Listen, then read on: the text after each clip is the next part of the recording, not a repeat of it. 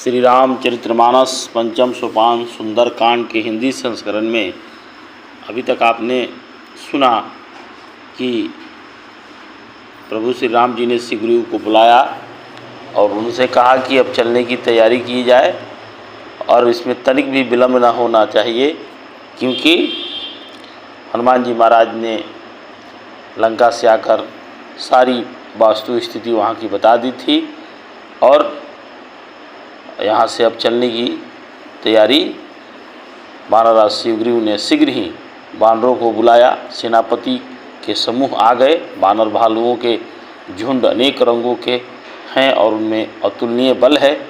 वे प्रभु के चरण कमलों में सिर नवाते हैं। महान बलवान रीछ और वानर गरज रहे हैं। श्री राम जी ने वानरों की सारी सेना देखी, तब कमल नेत्रों से कृपापूर्वक उनकी ओर दृष्टि डाली। राम कृपा का बल पाकर श्रेष्ठ वानर मानो पंख वाले बड़े पर्वत हो गए। तब श्री राम जी ने हर्षित होकर प्रस्थान किया। अनेक सुंदर और शुभ शकुन हुए, जिनकी कृति सब मंगलों से पूर्ण है। उनके प्रस्थान के समय शगुन होना यह नीति है, लीला की मर्यादा है। प्रभु का प्रस्थान जानकी जी ने भी जान लिया। उनके बाएं अंग भड़क फड़क फड़क कर मानो कह रहे थे कि श्री राम जी आ रहे हैं। जानकी जी को जो जो शगुन होते थे वही वही रावण के लिए अपशगुन हुए। सेना चली, उसका वर्णन कौन कर सकता है। असंख्य वानर और भालू गर्जना कर रहे हैं। नख ही जिनके शस्त्र हैं, वे इच्छा अनुसार सर्वत्र बेरोक टोक चलने वाले रीछ वानर पर्वतों और वृक्षों को धारण किए कोई आकाश मार्ग से और कोई पृथ्वी पर चले जा रहे हैं। वे सिंह के समान गर्जना कर रहे हैं। उनके चलने और गरजने से दिशाओं के हाथी विचलित होकर चिघाड़ रहे हैं।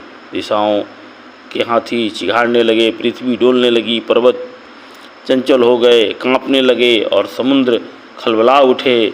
गंधर्व देवता मुनि नाग किन्नर सब के सब मन में हर्षित हुए कि अब हमारे दुख टल जाएंगे। अनेक करोड़ भयानक वानर योद्धा करटा रहे हैं और करोड़ों ही दौड़ रहे हैं। प्रबल प्रताप कौशल नाथ श्री राम जी की जय हो, ऐसा पुकारते हुए वे उनके गुण समूहों को गा रहे हैं। उदार सर्पराज शेष जी भी सेना का बोझ नहीं सह सकते। वे बार बार मोहित हो जाते हैं और पुनः कच्छप की कठोर पीठ को दांतों से पकड़ते हैं। ऐसा करते हैं अर्थात बार बार दांतों को गड़ाकर कच्छप की पीठ पर लकीर सी खींचते हुए वे कैसे शोभा दे रहे हैं, मानो श्री राम जी की सुंदर प्रस्थान यात्रा को परम सुहावनी जानकर उसकी अचल पवित्र कथा को सर्पराज शेष जी कच्छप की पीठ पर लिख रहे हों। इस प्रकार कृपा निधान श्री राम जी समुद्र तट पर जा उतरे।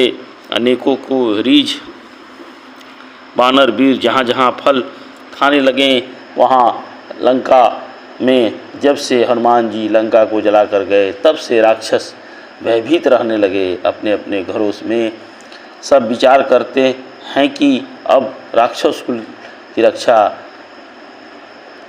कोई उपाय नहीं है।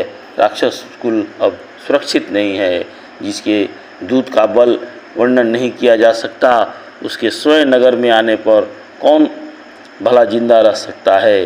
दूतियों से नगरवासियों के वचन सुनकर मंदोदरी बहुत ही व्याकुल हो रही थी। वह एकांत में हाथ जोड़कर पति रावण के चरणों में गई और नीति रस में पगी हुई वाणी बोली, हे प्रियतम, श्री हरि से विरोध छोड़ दीजिए। मेरे कहने को अत्यंत ही हितकर जानकर हृदय में धारण कीजिए। जिनके दूत की करनी का विचार करते ही स्मरण आते ही राक्षसों की स्त्रियों के गर्भ गिर जाते हैं। हे प्यारे स्वामी, यदि भला चाहते हैं तो अपने मंत्री को बुलाकर उसके साथ उसकी स्त्री को भेज दीजिए। सीता आपके कुल रूपी कमलों के मन को दुख देने वाली जाड़े की रात्रि के समान आई है। हे नाथ सुनिए, सीता को दिए लौटाए बिना शंभु और ब्रह्मा के किए भी आपका भला नहीं हो सकता है। श्री राम जी के बाण सर्पों के समूह के समान हैं और राक्षसों के समूह मेढक के समान।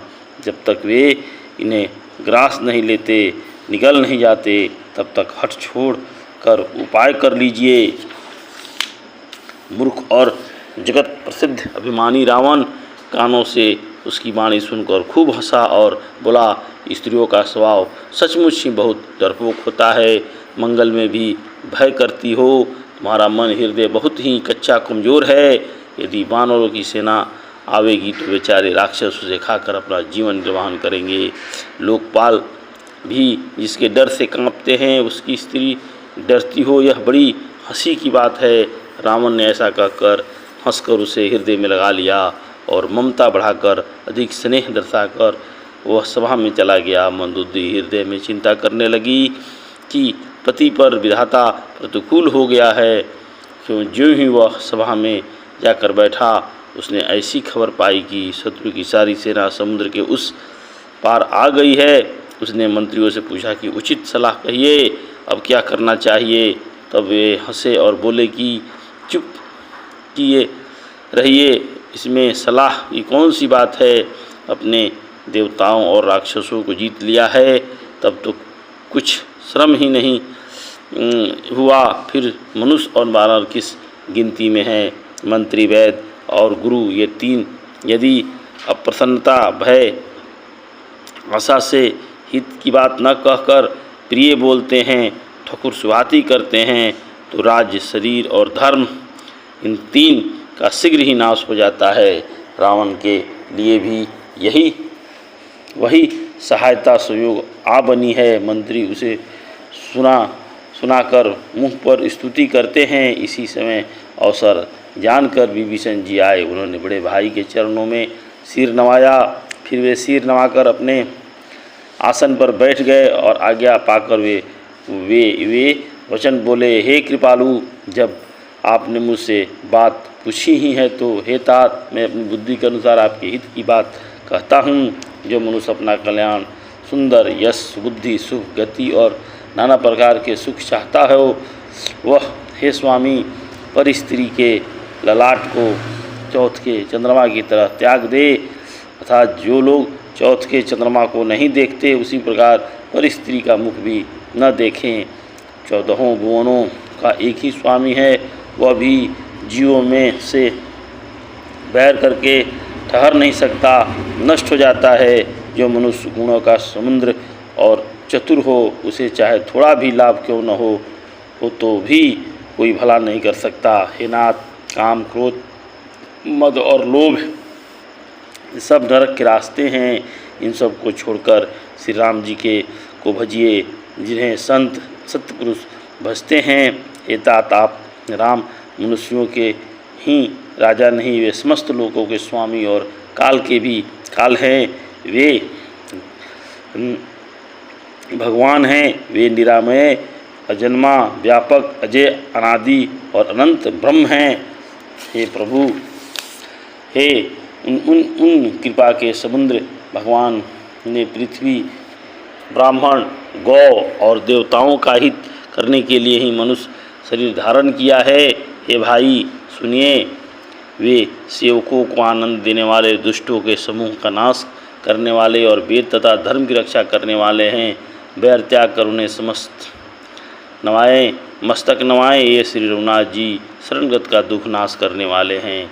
नाथ, उन प्रभु को जानकी जी को दे दीजिए और बिना ही कारण स्नेह करने वाले श्री राम जी को भजिए, जिसे संपूर्ण जगत से द्रोह करने का पाप लगा है। शरण जाने पर प्रभु उसका भी त्याग नहीं करते। जिनका नाम तीनों तपों का नाश करने वाला है, वही प्रभु भगवान मनुष्य रूप में प्रकट हुए हैं। हे रावण, हृदय में यह समझ लीजिए। हे दशाधीश, मैं बार बार आपके चरणों में को लगता हूँ और विनती करता हूँ कि मान, मोह और मद को त्याग कर आप कुशल पति श्री राम जी का भजन कीजिए। मुनि पुलकस्य जी ने आपके शिष्य के हाथ यह बात कहला भेजी है। हे तात, सुंदर अवसर पाकर मैंने तुरंत ही वह बात प्रभु से कह दी। मल्यवान नाम का एक बहुत ही बुद्धिमान मंत्री था। उसने उस विभीषण का वचन सुनकर बहुत सुख माना और कहा, हे तात, आपके छोटे भाई नीति के भूषण रूप में धारण करने वाले अधर नीतिमान हैं। विभीषण जी जो कुछ कह रहे हैं उसे हृदय में धारण कर लीजिए। रावण ने कहा, ये दोनों मूर्ख शत्रु की महिमा बखान रहे हैं, यहाँ कोई है, इन्हें दूर करो। न तो माल्यवान तो घर लौट गया और विभीषण जी हाथ जोड़कर फिर कहने लगे, हे नाथ, पुराण और वेद ऐसा कहते हैं कि सुबुद्धि और कुबुद्धि सबके हृदय में रहती हैं। जहाँ सुबुद्धि है वहाँ नाना प्रकार की समस्याएं रहती हैं और जहाँ कुबुद्धि है वहाँ परिणाम में विपत्ति रहती है। आपकी हृदय में उल्टी बुद्धि आ बसी है, इसी से आप हित को अहित और शत्रु को मित्र मान रहे हैं। जो राक्षस कुल के लिए काल रात्रि के है, उस सीता पर आपकी बड़ी प्रीति है। हे तात, मैं चरण पकड़कर आपसे भीख मांगता हूँ कि आप मेरा दुलार रखिए। मुझ बालक के आग्रह को स्नेहपूर्वक स्वीकार कीजिए। श्री राम जी को सीता दे दीजिए, जिसमें आपका अहित न हो।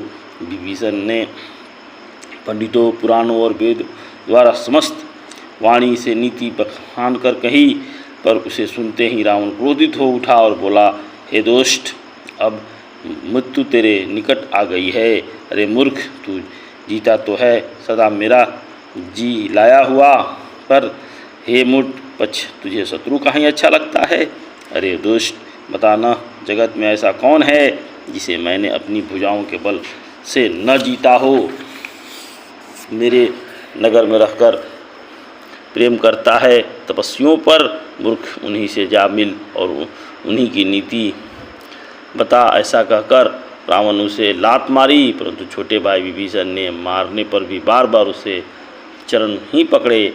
शिव जी कहते हैं, हे उमा, संत की यही बड़ाई है कि वे बुराई करने पर भी भलाई ही करते हैं। आप मेरे पिता के समान हैं। विभीषण जी कह रहे हैं, मुझे मारा तो अच्छा ही किया, परंतु हे नाथ, आपका भला श्री राम जी के भजन से ही होगा, ऐसा विभीषण जी महाराज ने कहा। इतना कहकर विभीषण अपने मंत्रियों के साथ लेकर आकाश मार्ग में गए और सबको सुनाकर ये कहने लगे, श्री राम जी की सत्य संकल्प एवं प्रभु हैं वे, और हे रावण, तुम्हारी सभा काल के वश में है, अतः मैं अब श्री रघुवीर की शरण जाता हूँ, मुझे दोष न देना। ऐसा कहकर विभीषण जी ज्यों ही चले त्यों ही सब राक्षस आयुहीन हो गए, उनकी मृत्यु निश्चित हो गई। शिव जी कहते हैं, हे भवानी, साधु का अपमान तुरंत ही संपूर्ण कल्याण की हानि नाश कर देता है। रावण ने जिस क्षण विभीषण को त्यागा, उसी क्षण वह अभागा वैभव से हीन हो गया। विभीषण जी हर्षित होकर मन में अनेक मनोरथ करते हुए श्री रघुनाथ जी के पास चले। वे सोचते जाते थे कि मैं जाकर भगवान के कोमल और लाल वर्ण के सुंदर चरण कमलों के दर्शन करूंगा, जो सेवकों को सुख देने वाले हैं। जिन चरणों का स्पर्श पाकर ऋषि पत्नी अहल्या तर गई और जो दंडकवन को पवित्र करने वाले हैं। जिन चरणों को जानकी जी ने हृदय में धारण कर रखा है, जो कपट मृग के साथ पृथ्वी पर उसे पकड़ने को दौड़े थे, और जो चरण कमल साक्षात शिव जी के हृदय रूपी सरोवर में विराजते हैं। मेरा अहो भाग्य की उन्हीं को आज मैं देखूंगा। जिन चरणों की पादिकाओं में भरत जी अपना मन लगा रखा है, आहा, आज मैं उन्हीं चरणों को अभी जाकर इन नेत्रों से देखूंगा। इस प्रकार प्रेम सहित विचार करते हुए वे शीघ्र ही समुद्र के इस बार श्री रामचंद्र जी की सेना थी वहां आ गए। मानवों ने विभीषण जी का देखा तो उन्होंने जाना कि शत्रु का कोई खास दूत है। उन्हें पहरे पर ठहरवा कर वे सुग्रीव के पास आए, उनको सब समाचार कह सुनाई। सुग्रीव ने श्री राम जी के पास जाकर कहा, हे रघुनाथ जी, सूर्य रावण का भाई आपसे मिलने के लिए आया है।